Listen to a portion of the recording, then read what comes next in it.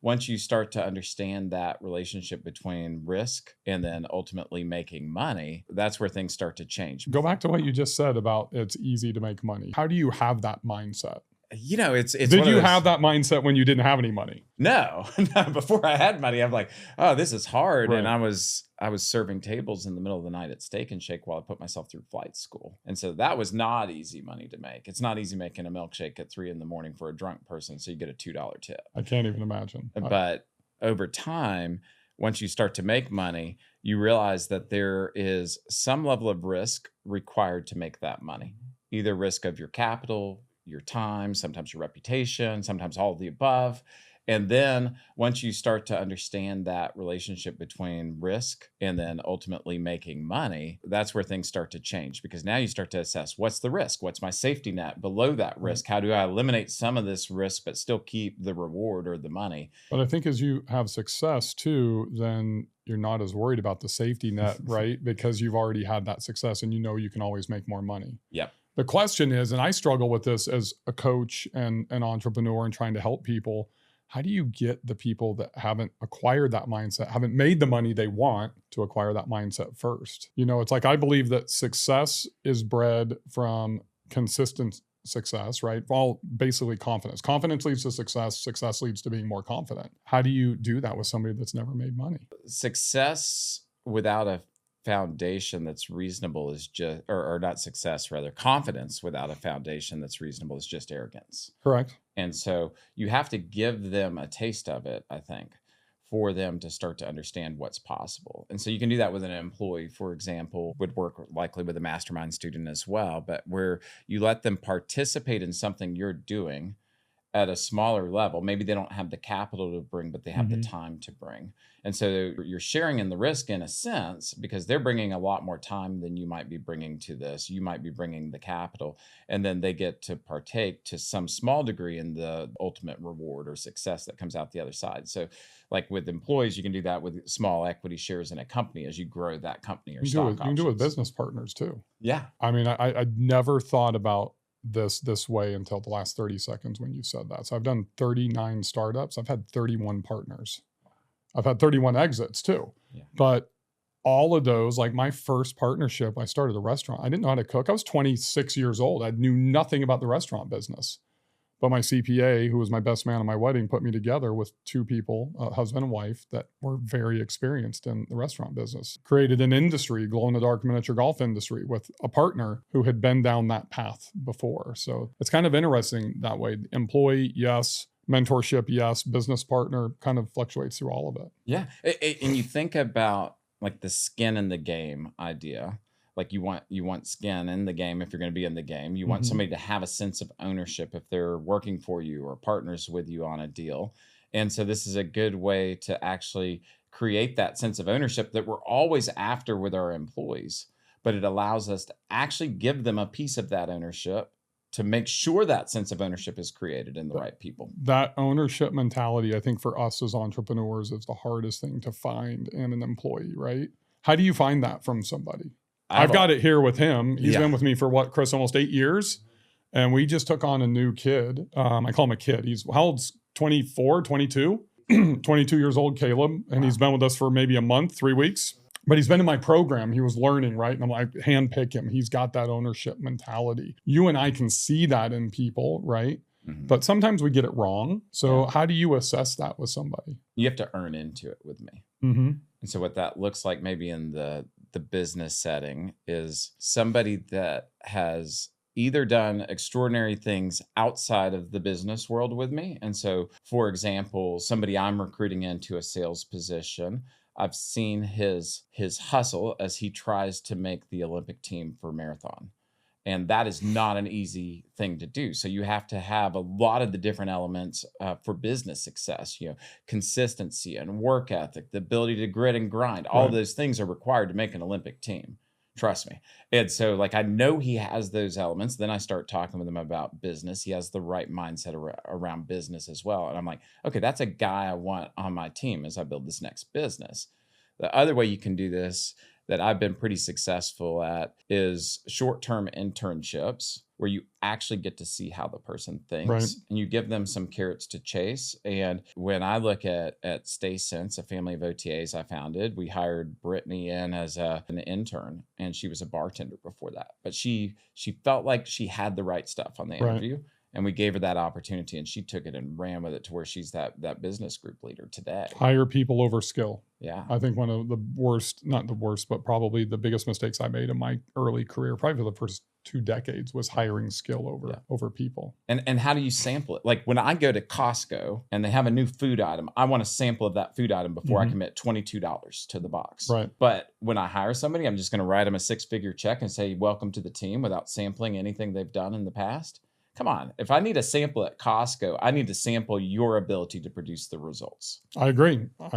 It's interesting. I look at when I was growing companies, which I'm trying not to do anymore, slow down a little bit. How's that working for you? It's not. Yeah, I'm slowing down this year too. Yeah, exactly. I would look at Starbucks. I would look at In-N-Out Burger when I was in California growing like my restaurant business and some of the other things that have the great training programs. But I think for me, as an athlete, you're an athlete. We'll talk about that in a second. It goes back to, in basketball, I don't want the star player. I don't want the Jordan, the Magic, the LeBron, whoever that is on my team. I want the guy that's struggling to stay number 5, in the starting lineup, or that 6th or 7th guy that's working his ass off that doesn't have the talent to be able to move into that starting lineup. Are those similar traits that you're looking for? Yeah, I'll take a Michael Jordan if I get the chance to sign a Michael Jordan or LeBron, but then I'm also definitely looking for that, that Tony Allen, Grizzlies, number 6, defensive player of the year that's not maybe that same star highlight level. I think a team takes all different kinds to really make it go. And I think that where the analogy starts to break down is people will be superstars in one lane of the business. Why do the super teams fail? I'm going to go all the way back to, I'll just use a basketball analogy. You remember when the Lakers brought in Gary Payton, Karl Malone? Who was the third one? There was a third guy. And then when LeBron and Dwayne Wade was the other guy, Bosh were in Miami. It didn't work out the way that they thought. Those big super teams usually don't work. I think you need those secondary roles, right? The role players, the guys that are going to actually distribute the ball versus take the shots. We need the same thing in business. Yeah. You agree? Connective tissue is required for sure. If you don't have that, then things start to break down. But I think also understanding the different lanes and whether it's the connector pieces or the star pieces, where they go in those lanes, I think you have to really lay that out clearly at the beginning. If you don't, people are going to get outside their lane, and that's where problems start. So you are in the midst right now of, I don't want to call it a new company, but a pretty big transition that's happening for the largest business in this space, Vacasa. Our mutual good friend, Steve Schwab, and his team at Costco bought Vacasa, essentially dismantling it right now down to the kind of the purest level of giving it back to the people at a local level, selling off all 44,000 properties, correct? Yeah, I would call it like relocalizing it versus dismantling it. Maybe it's semantics, but it's not about dismantling. It's about making sure owners and guests have local people that they can talk to without friction along the way to those conversations. Very well said. And so I do think that a lot of the business stays the same. It's still hospitality. It's still owners. It's still guests. It's operations staff. And hopefully for all of those stakeholders, it's a better end product than... The business model remains the same, but the execution behind it will be a little bit different. Yeah, there's definitely a different strategy. There had to be, because if you look at Vacasa, it was losing money. It got hammered in the public markets due to this, and so that wasn't a viable long-term business. I mean, you can see from the review ratings from their customer base too. Yeah, as you know, and I know from the outside, from the inside. The thing that I love about what Steve has done with Costco leading into Vacasa, and I'm interested on your take on this. I'm a big investor into my own personal self-education, probably a little bit because I dropped out of college when I had a full ride and I felt guilty to my parents or my mom. But it all worked out. It's okay. I'm still a college dropout. But when I look at what Steve did building Costco University, and I know you guys were down in Mexico. I think it was last week at the annual meeting, and you had, do I call them franchisees? Is that what they're called? Yeah, we have franchisees. Franchisees, and you guys are doing education, and he's built the university. How is that going to fundamentally impact if I'm a Vacasa homeowner today and I'm kind of going through this transition and I own a $5 million place in Vail or 30A or whatever, and I see these 4.6 reviews, my customers just haven't been happy. How does that transition benefit the owner? I think anytime you can take somebody that's making decisions about a property and put that person in closer proximity to the property, it will benefit all stakeholders. And so we can make a decision about that Vail property out of Portland or out of Nashville. I think it's easier to make that decision if we're in Vail. I think it's much easier to make that decision if we have a subject matter expert on the ground in Vail that does nothing but care for Vail properties. And that's what we're looking to do. How do we remove that distance that's between a property and the person making decisions about the property? How do we make sure that they have knowledge of that property, of those guests, of what people expect in that market? That's one thing you just said is knowledge of that property. There's a lot of co-hosts and PMs that are doing it on a national scale remote. I do it on a remote scale. And there, I go see every property personally. You know the property. I do, but a lot of people don't. You've probably stayed in every property or had your hands in the remodel with your wife of every property. That I own, yes. Yeah. But that I manage, I still go and see it. And I may not stay there, but I'm going to spend hours there videoing and photos and knowing where the plates go and not just the small details. And it's fine. Steve just stayed at one of my places and I'm not nervous, but I mean, I'm calling my cleaners. I'm like, this has to be perfect. I want the charcuterie. Yeah. We've got a celebrity stage. 100%. Steve Schwab's coming in. And it's just a 2-bedroom condo, at Glacier National Park. And I didn't know till like 6 days ahead of time. And, you just want everything to be perfect. And but it's not just for Steve, it's for Tom, Dick, or Harry if you want him to come back, right? Yeah, exactly. I can't even imagine how to do that with 44,000 properties. And I think that decentralization, if you will, giving them back to the local people is a big part of that strategy, right? It has to be. When you're dealing with this at scale, there's a certain amount that you can do with processes and systems, but there's a certain amount that you have to do with people. And you need those people as part of the formula to win. I went to Deer Valley with Chris and one of my mastermind members, Eric Corson. What was that, April, Chris? I think the first week of April, like the last ski retreat of the year. And it was just the three of us. And I won't say the name of the property management company that we rented from, but it was right by the Stein Eriksen, if you've ever been to the Deer Valley area before. Mm-hmm. I don't know, Chris, what was it? Really nice 2-bedroom right in the heart of the village, probably $1,000-$1,500 a night. And the check-in process, and Chris knows I get very short-tempered when I get frustrated with this stuff. How, on a scale of 1 to 10, Chris, how bad are you mic'd up? How bad was on a scale of 1 to 10, how bad was the check-in process? 0.5. Terrible. So it was the worst. And what we found out is, so we're in Park City, Deer Valley. I got texts from 3 different numbers. I had to talk to 3 or 4 different people. Oh, well, that's not our department. Let me move you over to this department. No, we couldn't get into the parking garage. We didn't have codes. They had an app. They had like this website. They didn't message anything through Airbnb. It was a nightmare. And the lack of that centralization, to your point, is probably just a perfect use case of why you want like that one point of contact that knows the property, that's local, that can make decisions and help with something like that. I don't know, Chris, what did it take us? An hour and a half just to go through the check-in process. So let's double click into that for a second, because I think that it might be useful to some of the people that are watching this or listening to this. Are you ready to run your STR business like a real business? Baselane gives you everything you need in one place. Saves you hours every single month on your banking side and reconciling all the stuff that we all hate doing as STR owners in the back end in bookkeeping. Look, protect your money.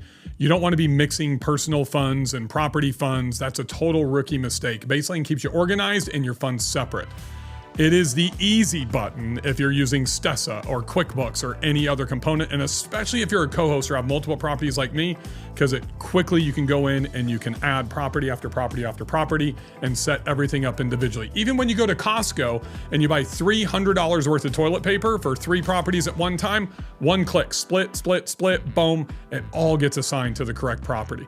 I've got a special deal for you from Baseline. All you have to do is start today and get a free $100 when you sign up for Baseline and fund your account, and they'll drop it right into your account when you get started. I don't think people understand the apprehension that is felt still by the general public when they go to check into a vacation rental. You feel it even if you don't know the vacation rental. I feel it, and I'm in the space. Is the door code going to work? Is the property even there? Where do I park? And that's why people choose the Marriott. I don't have a problem when I check in on my Bonvoy app or in my Hilton app. You know the bellman's going to be there. They're going to help you get the bags up. They're going to park the car for you, and your key's going to work. That's what we're up against. And so how do we communicate to a guest that removes the apprehension a week, 2 weeks before they arrive? I was talking this about with somebody about Mexico City in particular.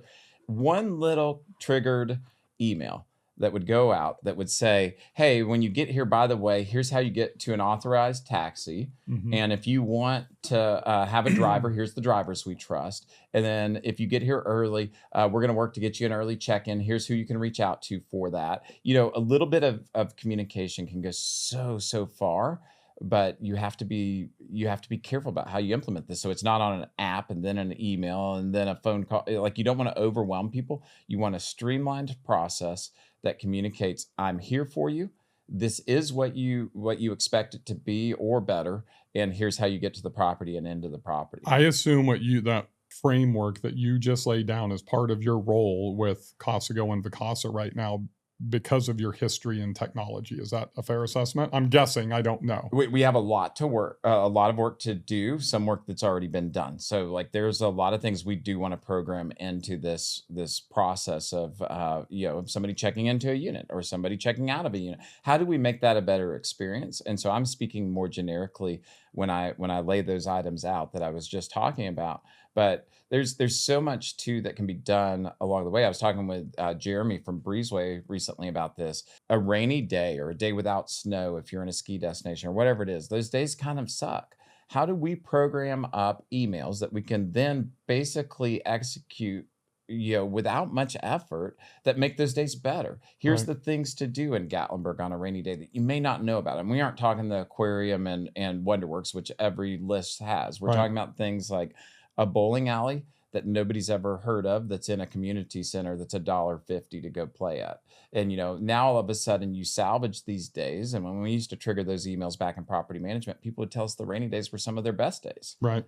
That's kind of like when I go to a new town and I'm a foodie, I look for, it could be something fancy. It could be diners, drive-ins, and dives. I kind of lean more towards the diners, drive-ins, and dives, but I'm not going to Yelp. I'm not going to Google. I'm going to wherelocalseat.com to see where those locals. And that's kind of the same thing that you're talking about. And it seems like that's kind of part of the whole mission of what you guys are doing at Costco right now with Vacasa. Yeah. And really it's going to be the marriage of best in class AI solutions, technology solutions to that local knowledge to really deliver that experience in a meaningful way. And we're going to do that on the public facing websites to where we're helping people whether or not they're staying with us. That's a big passion of mine. In the Smoky Mountains, when we launched SmokyMountains.com, our first brand, we didn't even know how we'd monetize it. We had one focused mission, which was we would positively impact every one of the 20 million vacations to the area. And that took years to get to that point. We did reach that point, but we had a full-time photographer shooting every single hiking trail, every point of interest. We had videographers, we had, people writing the content, and we helped every single visitor to the Smoky Mountains region eventually. But that wasn't an easy mission. And then the money all fell into place. When did you start that? We started that in end of 2012. So 2012, what is it, SmokyMountains.com? Yep. All free information to the public sector. Nothing's gated at all. How long did it take you to monetize that, to become profitable? We were profitable in 2013. So a year, basically. It's ironic that most people are not willing to put in that effort to be able to get to that point. I look at my build short-term rental wealth business. Right. Chris, how long were we? 6.5 months? 6.5 months, 7 to 10 hours a day in the industry and everybody else's Facebook group on Clubhouse and social media, helping. No product, no lead magnet, nothing.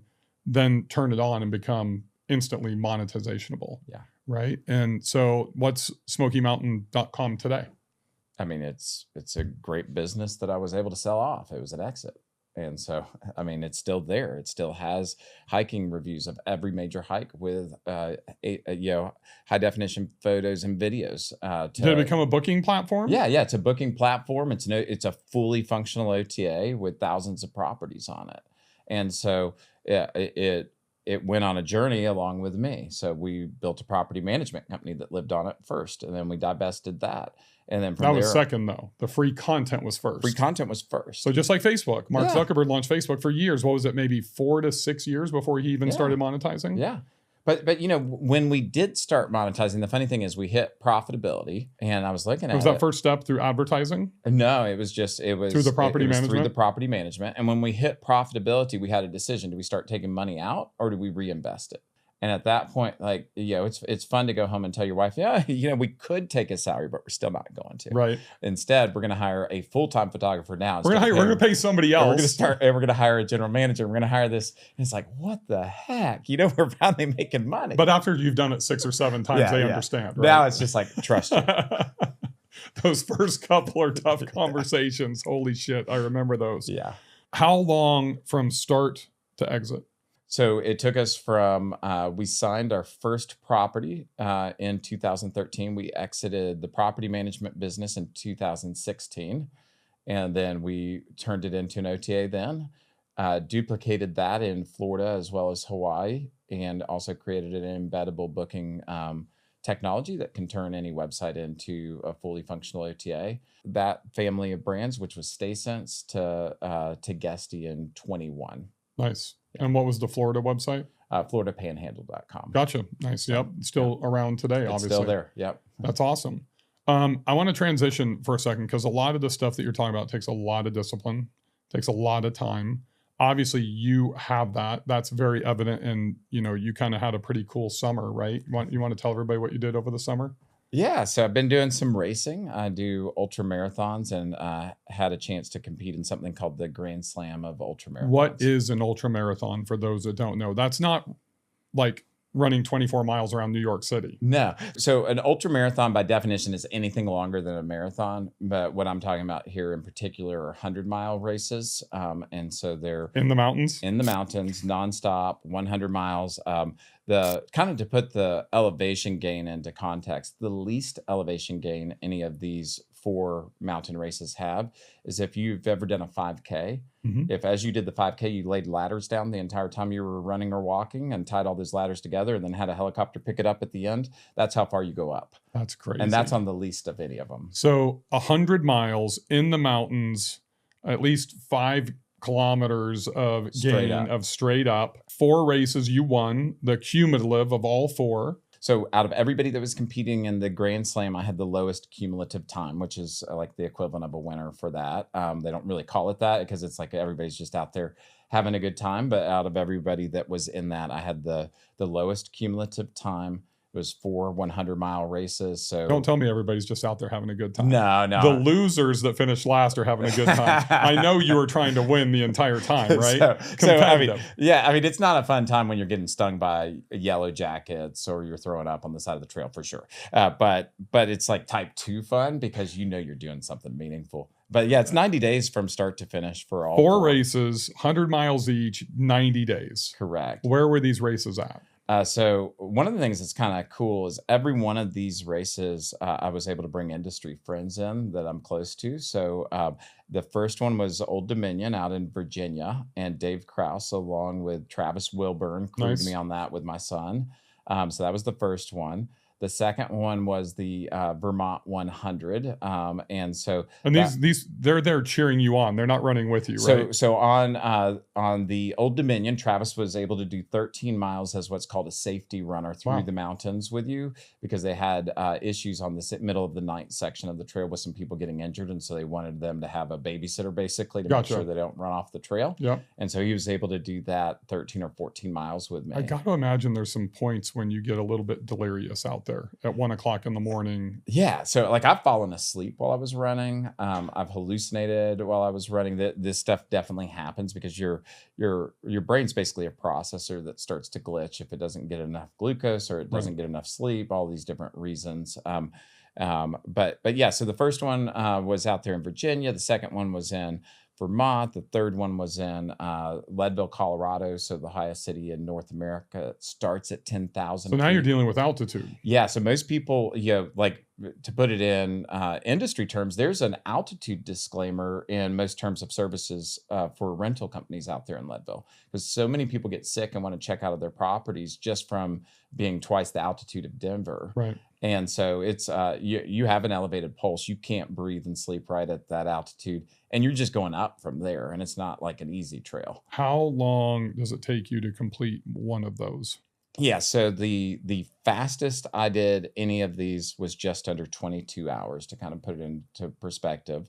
And then I assume Leadville was the slowest. Leadville was the second slowest. Wasatch 100 is actually quite a bit more difficult than Leadville in terms of like if you look at average finish times and where people finish. How long did that one take you? That one was at 33 hours. 33 hours. And the slowest miles are the downhill miles. And so this is what people don't understand. That's the hardest to run. Well, or you've got like this scree, like really like unsure footing and drop offs all around you. And so like most people will fall. And shin splints. Yeah. Yeah. I mean, but like it's like you can't run it faster than a certain speed because you'd fly off the mountain. So in that 33 hours, how much downtime do you have? Are you stopping to sleep? Are you stopping to rest? Oh, no, you don't. There's no sleep. There's you're running, a decent pulse that whole time. Is the climbing on that one's quite a bit more than even a race like Leadville. You're talking about considerably more elevation than from the base of Everest than to the top. A finish rate that's under half most years. Your very first 7 miles, like it starts out rolling for like the first 3 miles or so. And then you hit this 2.6 mile section that you're gaining almost a mile straight up and on this super technical trail in the dark. And so like that's kind of the equivalent of if you started at the bottom of the Grand Canyon doing a 5K and you were at the top before you even finished the 5K. So you don't stop at all. No, you'll stop to like change your shoes because like you'll wear out your shoes. You've got blisters going on or something. And you'll have to stop for a few minutes. Yeah, I sat down twice in that 33 hours to kind of put it maybe into perspective. And both those times I was changing shoes. So I got 2 follow-up questions to that. Number one, I want to know how you fucking train for that, because that's just not something you go out and do. I literally, when I knew you were coming in today, I'm out jogging yesterday morning. I jog in Crockett Park, if you know where that is. I love Crockett. 4 to 5 miles a day. Beautiful. I've done yesterday was my 16th day in a row, I think it was. Awesome, man. But 100 miles. Up and down mountains, that type of gain. What are you doing to train for something like that? And how long? Has this just been constant for years, or do you have like a 6-month roll up? What do you do? One of the things I like to point out to people, because people think it's too late or that I've been doing this forever. I ran my first ultramarathon in my 40s. And I can tell you... and how old are you today? I'm 45. Okay. And 2,300 days ago, I was overweight, out of shape, health was on a bad trajectory. And a treadmill was delivered to my house. And I said, today it changes. We need a picture of that from him and to put right there in the podcast, because I don't believe him. Yeah, no, I'll send it. And I'm at my lowest, right? 221 pounds. I was 311 two and a half years ago. Awesome. I get it. And so I do a keynote on this actually. And one of the things is consistency over heroics. Mm-hmm. And I think that applies in so many areas of life, in our finance, in our fitness, in our relationships with family members. Everything is like, how consistent are we? Because too often people are like, hey, I'm going to go out there and I'm going to get in shape today. Right. That doesn't happen. And they've done psychology studies of this, and people over anticipate short-term gains. So they think it's going to be outsized of like what happens in a week. They're looking in the mirror right after they do sit-ups, expecting to see a difference. But then they sell themselves short on what could happen if they did this every day for a year. Right. If they had those incremental gains over a long period of time. And so there's that piece of it. And so there's definitely a baseline fitness that's required. You aren't going to be watching this and out of shape today and doing Leadville 3 months from now. That just doesn't happen. Right. It took me a couple years before I did my first 100-mile race of consistent training to get. You that just started with baseline. your 4 or 5 miles in the park, and then it was just like every day. To then like half something. marathon. You kind of worked your way up that way. It wasn't even so much about building as just like building a baseline fitness from like, a steady 40 miles a week for a long period of time to get the bones ready, the muscles ready, that type of thing. And then this also ties back to what we do. It was time for a coach. I wasn't going to try to do the Leadville 100 from basically not having done a marathon, going straight to that without a coach involved. So I got this guy, he's actually here in Nashville, Dr. Jordan or Scott, great guy. And he's 63 years old. At 63, he's still doing races like Leadville 100 this year and Badwater 135 this year and all these like crazy long distance ultramarathons. He's an MBA. He's a medical doctor. He's had business exits. He's barely even human. This dude is like freaking awesome. He's done hundreds of long distance races. So I find this guy, I'm like, that's perfect. And so he becomes my guide. He tells me right away, look, I'm going to push your workouts to your watch. You're done running for fun. We will simulate longer distances with shorter distances. We're going to do that through this methodology. And on this day, you're going to run for pulse. Maybe this day's for elevation. Then we're going to go really slow for a long distance. And it's like these watches will track everything you do and push it back into this program called Training Peaks so he can look at it and see how well you executed. And he told me at the beginning, if you miss 2 workouts in a month, it doesn't matter why. You could be sick, it could be work, travel, family. You won't finish Leadville. He goes, don't miss 2 in a month. And so I took it to heart. I didn't miss a single one of the workouts and finished the first year that I did it. And it was in a year that was the lowest finish rate in over a decade, where less than half the people finished the race that year. Dude, that's amazing. But it's about the consistency. It's about preparation so you can perform at that level, right? And I think for those of you that are listening and watching at home, every single thing. Chris, how long have we been recording? 30 minutes, which is a super long podcast for me, but every single thing that David is talking about is applicable in life and running, and it transforms all the way over to business. That's why you've had so many exits in our industry, right? You've built a lot of companies and exited. I'll say what Steve Schwab told me at dinner in Phoenix. David's really good at making money. And you said that earlier. It's easy to make money once you have the confidence and you've kind of figured out that formula. I believe the same thing for myself today, but I didn't believe that when I first started. Talk to them a little bit, because we've talked a lot today about your stuff, but I want them to understand kind of what you've actually done in our industry outside of just SmokyMountains.com. Yeah. And before we get on to that, one more thing that I think applies from racing to business, and there's so many lessons here, but I call it the power of a 1-second decision. And we will be faced many times in life with these decisions. And it can be the decision to quit a race because something's really hard, or the decision to take action on a business idea. But these 1-second decisions, we need to frame them up correctly, that we can make these very, very quickly, but they will impact the rest of our life if we get it right or if we get it wrong. And so I can tell you, like in Wasatch, that one race that went so long, I got stung 15 times by wasps. My muscles were spasming. We were on a climb. I wanted to quit. Nobody would have blamed me if I'd quit. Like my leg was swollen from wasp stings, and everybody would have been like, well, you did 3 100-mile races. But for the rest of my life, I would have had to have lived with dropping out of the Grand Slam. Right. And that's not something that's just like easy to get to that point. And so like you have these 1-second decisions. The 1-second decision may be buying a property, starting a business, and that may be the 1-second decision for somebody else, or selling a business. It's all these things. And you have to step back and get that decision right and realize oftentimes the easy side of a 1-second decision is the wrong side. And so like I wanted to throw that out there. As far as my like storyline arc, and you can feel free to double click into any of these areas. Started out as a professional pilot for NetJets, flying the fastest civilian jet in the world. I was the second youngest pilot that they'd ever hired when I got on there. And from there, my wife and I kind of accidentally built an education technology or ed tech company, and it took off. And so once that took off, we decided that I would quit flying at NetJets. Shortly thereafter, we exited that business, and there was kind of this moment in time like, okay, what now? And we'd bought a couple houses out in the Smoky Mountains. And so we would go on to have those houses, professionally managed by some companies. Just like a second home, vacation, have somebody else manage it. Yeah. And they were That's how most of us get into the business, right? And so I was looking at this with a little bit of a technology background, and this was like maybe 2010.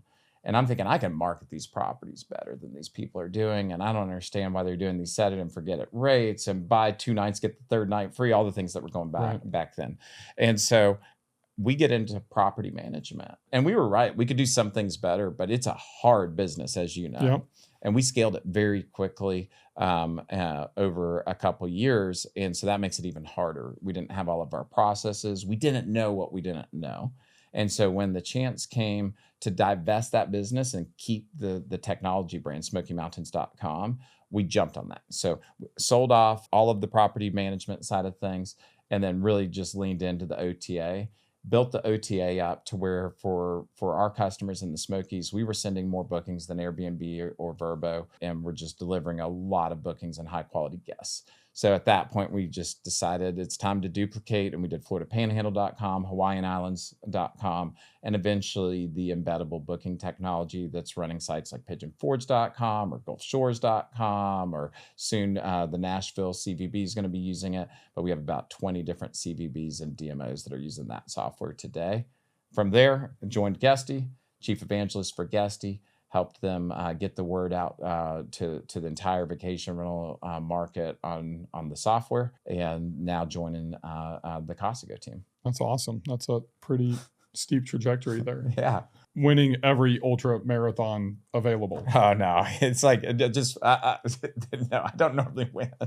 I only win if we go far enough and everybody gets tired along the way. Yeah. So that's what I love about you is your modesty. I mean, you're literally sitting at the top of the ultra marathon world, and trying to give everybody else credit. No, I would say so. Like, just to back up on that, because I don't want to take false credit there. So the Grand Slam is this subset of all of those ultra marathons. And so you may have like 700 people in Leadville. I absolutely didn't get anywhere near winning Leadville.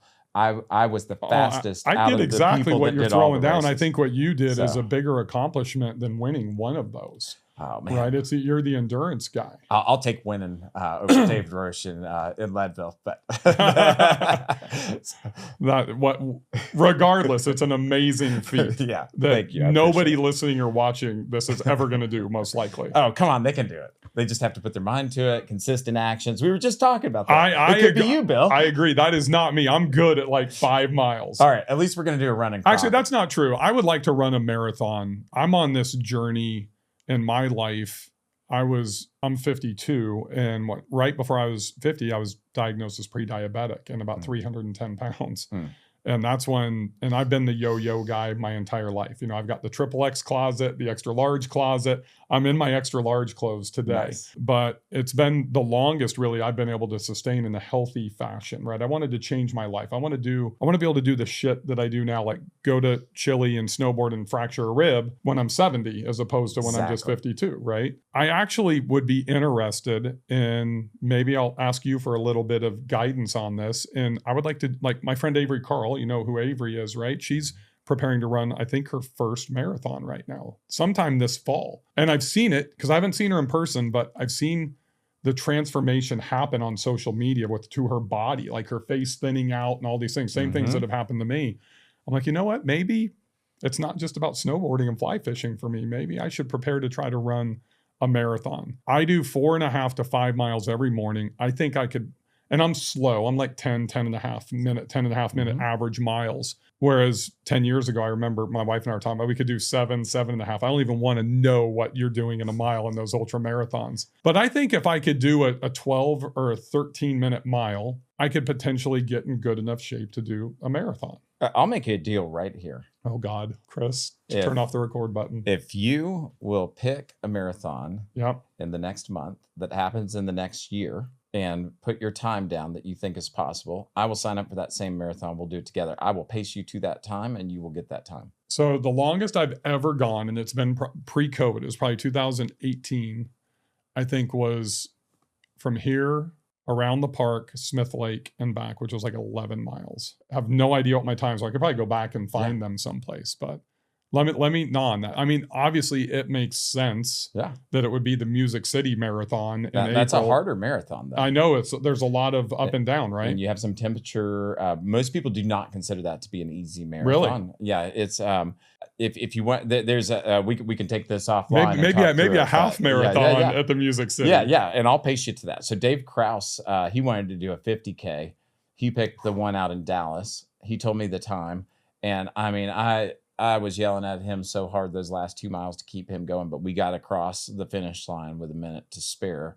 Steve Schwab was actually there at the finish line. That's awesome. Surprised us and showed up. But yeah, I flew out there and Dave, to his credit, he kept going and I pushed him really, really hard and he got the goal. All right. When we get done, you give me a little bit easier, some options. Yeah. And I will do either a half. I'll commit to it right now. Either a half, possibly a full at the Music City. Perfect. Or something a little bit easier that might even be more fun for us to travel to or something. Sounds good. I do want to wrap up with one last topic. You talked a lot about the lack of consistency in our industry and kind of what's streamlining with Costco University and Vacasa and all that type of stuff. I believe, I've said this publicly many times, there's two huge threats to our industry. And I think lack of consistency is the biggest threat by far, because it really impacts the psyche of the community that does or doesn't want to book with us for the first time or the second, third, or 10th time. I also think regulation is number two. I think those are our two biggest threats. What do you believe about those two things in our industry as threats moving forward? I think they're intertwined, first of all. I think there's a lack of consistency in being good neighbors. There's a lack of consistency even on how we remit taxes. So, some people are really good at doing that, and some people try to not remit all their taxes. So there's all these consistent actions that definitely need to take place. Obviously, on the Costco side of things, our goal is to make everything consistent. Technology, processes, experience, end to end. And so I think when you go to that level, the goal is to also maintain the soul of the home. You know, how do people staying in a vacation rental, they want an experience that's different than a hotel for some reason. How do we make sure we're giving them that, but then removing some of that apprehension we were talking about earlier, removing that that horrible check-in experience that you were describing? We need to make sure that those table stakes are handled, the check-in process, the removal of apprehension, the how everything gets communicated to the guest. And so like I have something I call the 95% rule. That's like the bare minimums, which is 95% of the work and 95% of the people do that right. Really that last 5%, the delta between 95 and 100% is what sets the exceptional operators apart from everything else. And it's not that much more work, but it's the details. It's how you listen. It's how you then interact with your guests, the community as well. All of that together is very important from a consistency standpoint. On the regulation, it really boils down to quite a few different things. Like, are we operating safe rentals? Because that's a lot of times when you look at where did these regulatory rules come from, they're coming from a problem they've had in a rental where somebody either had loss of life or there was a close call on loss of life. And then they're like, hey, we just need to get rid of these. And they overreact and go too far the other way. It can also be taxes, hotel lobbies. There's a lot of different things that come into the regulatory side. There's not many more stronger lobbyists than in the hotel industry in our country. Right. But when you look at us, we're well over $100 billion industry at this point. We ought to be able to put our money behind our own lobbying arm if we actually... Well, we have a fragmented industry. Exactly. You've got the Steve Schwab side, the Bill Faeth side, the VRMA side, the owner, co-host, investor side. Right. Hopefully we can bring those together because I think we need... My opinion is I think we need a leader for advocacy on a national level that can support rent responsibly. And, I think we need to form at least state level, if not local organizations, because by the time as you know, you've sat in plenty of city council meetings and gone through regulation. I battled Uber and Lyft and all that type of stuff for 4 straight years. People don't understand, but by the time they hear about a bill in their community, it's almost too late when you are not centralized with an association or an organization to actually get a seat at that table and have these council members or aldermen or whatever listen to you. And Steve and I discussed this. I mean, I'm like, what can we do, to help this? I mean, we need money, but I think I don't think it's VRMA. I don't know if there's enough resources at Rent Responsibly. I think there needs to be like this national advocacy organization. What are your thoughts on that? Yeah, I agree. You look at Uber's a good example of this, where they consolidated all of the ride sharing basically onto one app, more or less. I know there's Lyft and a few other smaller ones out there, but they had to fight city council after city council. It was pretty easy for Travis. I was on the opposite side of him with the National Limousine Association. And they would just come in and operate illegally. They would gain public sentiment. Very smart, right? Yeah. Gain public sentiment. And he knew that I was a limousine operator at that time. We didn't have any money. Just like our short-term rental, you go to Newry, Maine or Hocking Hills in Ohio, they don't have an association. And as soon as somebody comes in that's, the brother-in-law of the most popular city councilman that can write a bill and get his cronies of 18 of the 28 people to say yes, that bill's going in. Yeah. Because the homeowners and the PMs aren't going to hear about till after first reading. And then second reading, they've got 7 days to band together, get the ear, and try to dismantle it. It never happens. But I think what you just said there was the public sentiment that turned the tide for Uber. 100%. And so how do we harness that same public sentiment? People that stay in vacation rentals are passionate about them. Yep. I can tell you when I go on vacation with 3 kids, 14, 14, and 16 years old, it's not a vacation in a hotel room. I don't care if it's an Embassy Suites. Like, each kid needs their own room. We're going down to the beach tomorrow morning, and we have rented a 4-bedroom house. And that's You're going to the beach tomorrow? Yeah. Are we going to be on the same flight? I'm going to the beach tomorrow. Which beach? I'm going to PCB in Destin tomorrow. Okay, we're going to be down right by Rosemary tomorrow. So we're going to be in the same neighborhood. We might be on the same flight. Are you driving or flying? We're driving. Okay, gotcha. Yeah. So, but yeah. So it's like, how do we harness those people that don't even consider it a vacation when they stay in a hotel room and put them on our side of the ledger, not even against hotels, but just trying to educate councils and maybe even hotels and lobbyists that like, this isn't as bad for you as you might think. Because when I book the 4-bedroom house, my in-laws are coming down and they're booking actually the Hilton, and they're staying at the Hilton to be close to us. They aren't staying in our house. And so a hotel room came from a vacation rental booking. And this happens more than people realize. Like, if you look at when Walt Disney World launched all their resorts, the idea was, this is going to be bad for all the rest of the hotels. It was great. And it was great for the rest of the hotels. It created overflow demand to all of these other hotels because the Disney hotels would be too expensive for some. And so there's all these unintended consequences in market dynamics that people don't really think ahead to. It's our job to educate a hotel lobby of this. We had to do that on the StaySense Amplify side of things when we'd go in and talk to DMO, a destination marketing organization, or a convention and visitors bureau, because the hotels had a very powerful arm in communications with those entities, and they were against vacation rentals in almost every instance. And so we had to educate them. This isn't all bad for you. It's actually better for your destination to have legal vacation rentals that are regulated, that pay taxes, that can drive demand, auxiliary demand into the hotels as well. And they probably are just going to a different destination when you look at the studies if they don't have a 4-bedroom house for them. It's not like I'm going to book 4 Hilton rooms for my family. I'm booking a vacation rental. It's interesting because I'm the opposite of you. I only stay at my properties. I probably only stayed with my family a handful, 4 to 5 times. I mean, we rent when we have mastermind meetings and stuff like that. But it kind of goes back to, I think the number one threat is the lack of consistency. I've had such bad experiences, like what Chris and I had in Deer Valley, that I'm the Hilton and the Marriott guy. Yeah. Because I know what I'm going to get when I'm there, as opposed to going and having a shitty experience at a short-term rental, unfortunately. Yeah.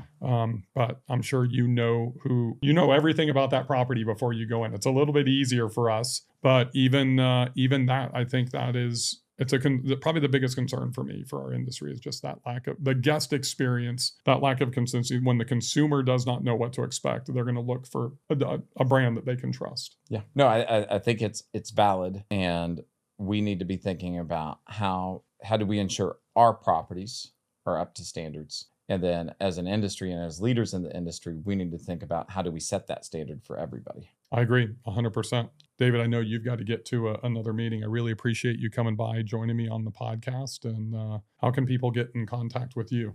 LinkedIn's a great way. I'm on there. That's your jam. That's your social platform, right? Yeah. That's pretty much the only place I am. I'll do a couple race photos here and there on Instagram, but LinkedIn's pretty much the easiest way to get me. Just send me a message on there, and it stands out more than it does in my email inbox. I get hundreds of emails a day, so those are harder to respond to everyone, right. But I respond to every LinkedIn message. So. Awesome. Well, thanks for joining me, and we'll see you guys on the next episode of Faeth Unfiltered.